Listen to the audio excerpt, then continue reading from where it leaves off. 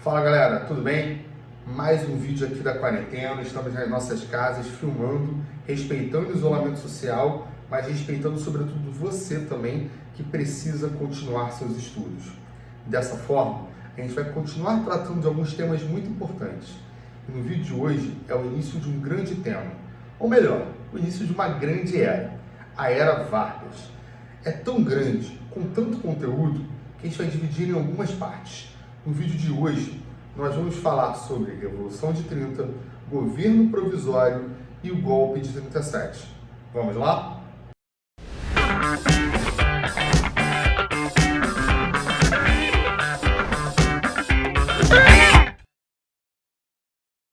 Então, galera, para entender como vai ser a Revolução de 30, ou melhor, as consequências da Revolução de 30, nós precisamos entender quem vai apoiar Vargas a conduzir essa revolução. E aí estamos falando dos descontentes da Primeira República. Podemos falar em três forças. A primeira delas, as oligarquias estaduais, que achavam muitas vezes que São Paulo e Minas Gerais, que eram as oligarquias mais importantes, as com as maiores forças na República Oligarca, não davam poder para as outras. Então essas outras, sentindo marginalizadas no processo político, vão apoiar Vargas para depor a República do Café com Leite. Porém, uma outra força é os tenentes. Vocês viram eles quando a gente falou sobre o tenentismo. O tenentismo acredita que toda essa estrutura oligárquica é um atraso para o Brasil, que é necessário, portanto, uma intervenção militar para limpar esse passado ruim do Brasil e, enfim, o Brasil ter uma modernização. Ou seja, já estamos vendo que esses dois grupos que apoiaram Vargas estão se colidindo nos seus interesses. Existe um objetivo comum, depor o antigo governo. Mas o depois de depor, aí, camarada, os projetos políticos são diferentes. Mas piora, que eu falei dois, falta a terceira força, que são os políticos liberais. Políticos, principalmente até de São Paulo, por exemplo, que acreditam que o projeto de República do Brasil é um projeto atrasado e que é necessário que essa República seja mais moderna, seja mais democrática. Coisa bem diferente do que os tenentes pensavam e uma democracia muito mais ampla que as outras oligarquias estão pretendendo. São interesses diferentes. E aí Vargas, com tantos interesses, ele consegue depor a República Oligarca e construir um governo provisório. Provisório, porque uma das primeiras coisas que ele vai fazer vai ser rasgar a Constituição de 1891. Só que ele não anuncia uma nova. Então ele passa um período governando por decretos.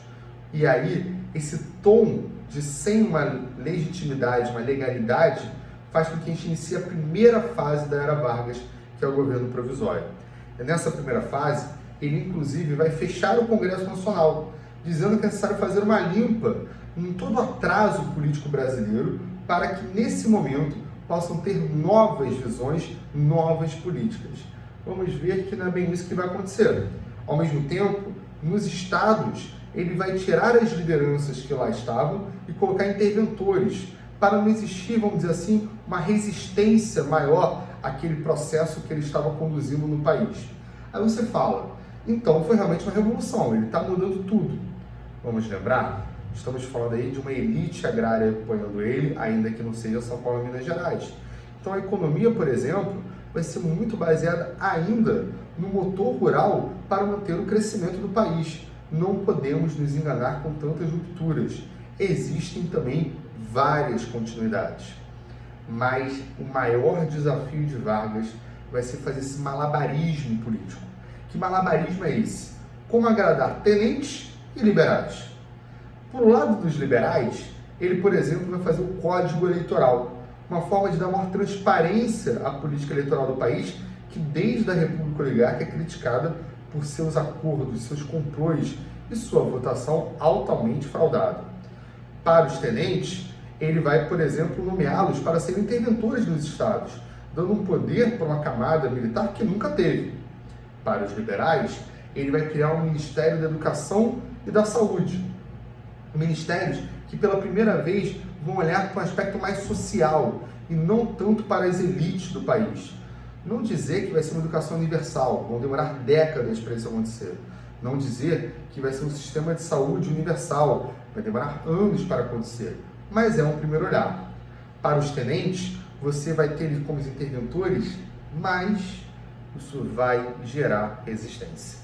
Em São Paulo, estado que perdeu o poder político, mas ainda detém o poder econômico, ter um interventor fazendo tudo aquilo que você não quer que faça, gera reação.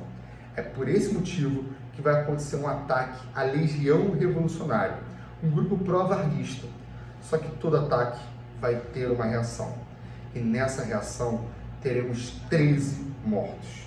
Só que 4 vão entrar na história: Martins, Miragaia, Drauzio e Camargo.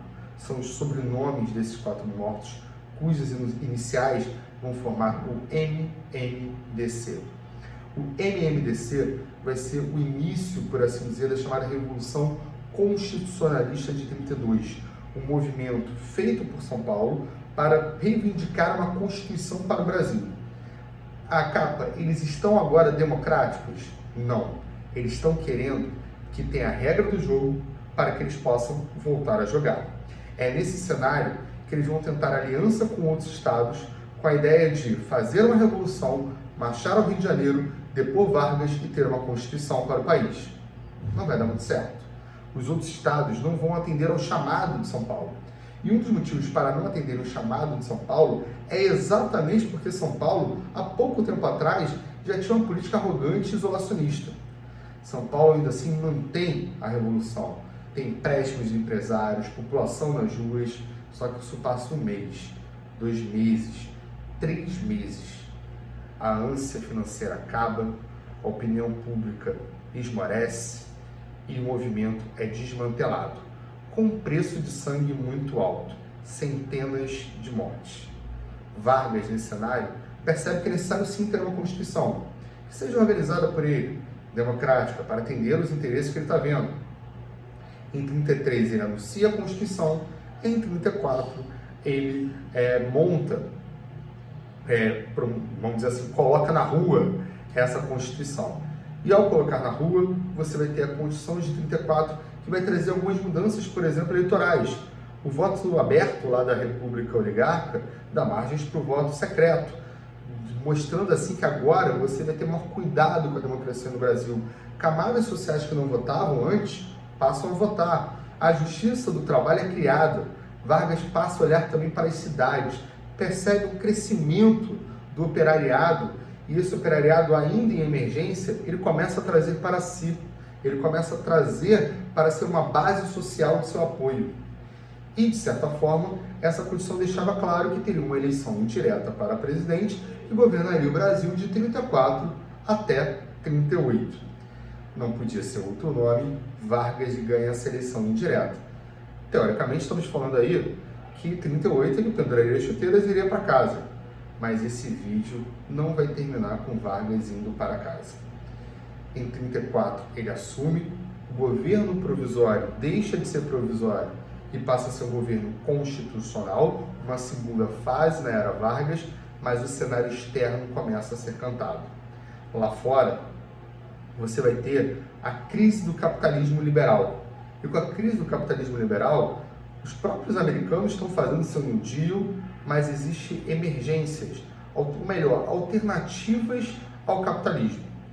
Desde 17, a União Soviética vem se fortalecendo e demonstrando que o socialismo pode ser uma alternativa.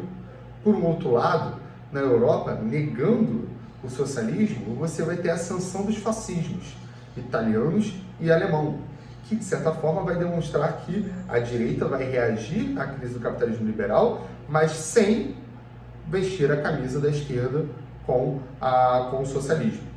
No Brasil, essas ideias estrangeiras vão chegar através de 2 grupos.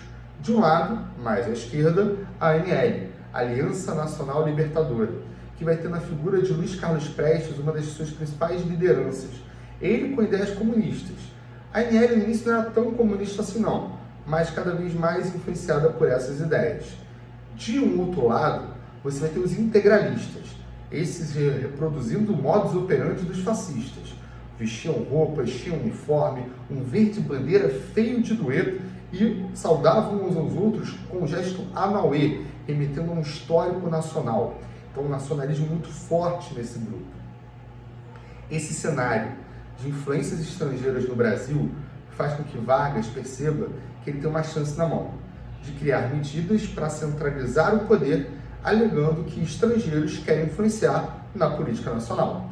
E aí ele vai começar a criar, por exemplo, a polícia política, que vai ter um grande nome lá dentro chamado Finuto Miller para liderar. A polícia política, ela vai criar os chamados porões, onde você vai ter uma série de torturas, perseguições, espionagens a inimigos do Estado brasileiro. Só que cada vez mais os inimigos de Vargas começam a ser vistos por Vargas não só como inimigos dele, mas também como inimigos do Estado brasileiro. Também vai ser criado um tribunal para julgar esses crimes políticos e fortalecer mais uma repressão. Em 1935, essa repressão ela começa a ganhar mais força. Por quê? Luiz Carlos Prestes, movimentando a ANL, propõe uma intentona comunista. Como o próprio nome diz, fica na intenção. A ideia era pegar, depor Getúlio Vargas e fazer uma revolução comunista no Brasil. Mas o movimento foi tão fraco que foi desbaratado em dias. Fracasso muito rápido. Vargas vai prender Luiz Carlos Prestes e sua mulher, Olga Menário, vocês devem conhecer pelo filme, e ao prender os dois, Olga, inclusive grávida, é levada para a Europa, onde vai ser morta. Mas, no Brasil, começava a circular um documento que dizia que aquele movimento que deu todo errado comunista, na verdade, podia dar certo. Estava rondando um documento falando como aconteceria uma revolução comunista no Brasil. Um passo a passo, minucioso. Esse documento chegou nos militares e virou uma repercussão enorme nos quartéis. Chegou na imprensa e mudou a opinião pública. A sociedade passou a ter medo do inimigo vermelho no Brasil. Era a chance que Vargas tinha para se livrar de uma amarra que ele mesmo dizia que ter. Ele começou a reclamar muito da Constituição de 34, que ele mesmo ajudou a fazer, é verdade. Mas ele começou a dizer que aquela Constituição de 34 era muito democrática, era uma bola de ferro nos seus pés, segundo seu próprio diário. E aí, que era necessário ter mais poder nesse cenário. Com esse documento rodando por aí, ele consegue ter forças para fazer seu último movimento nesse período. Nesse vídeo, aliás, desculpa, está longe de ser o último movimento dele, mas nesse vídeo, seu último movimento dele. Esse documento é chamado de Plano Cohen. O Plano Cohen, na verdade, não foi nada disso de um grande plano comunista. Ele foi escrito por um membro do Exército, Olímpio Mourão Filho, guardem esse nome, vamos falar dele no futuro bem mais. E Olímpio Mourão Filho escreve, quando vê o Exército animado e a imprensa animada não diz que foi ele que escreveu, deixa acontecer, e isso acaba servindo como desculpa.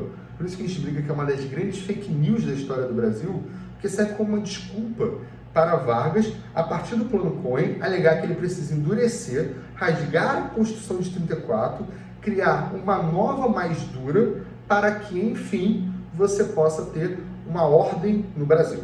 É dessa maneira que é finalizada esse curto período democrático de Vargas no poder, de 34 até 37. Em 37, ele vai inaugurar o chamado Estado Novo, sob uma Constituição chamada Polaca, com tons altamente autoritários. Fica claro que a partir de agora o Brasil vai viver numa ditadura, governada por essa liderança. A ideia dele acabar o governo em 38 foi pro ralo. Vargas ficaria bem mais no poder. Mas essa história a gente fica para um próximo vídeo. Tudo bem? Abraço e não esqueçam, se ainda não segue a gente, siga a gente. Gostou do vídeo? Comente. Tem alguma dúvida?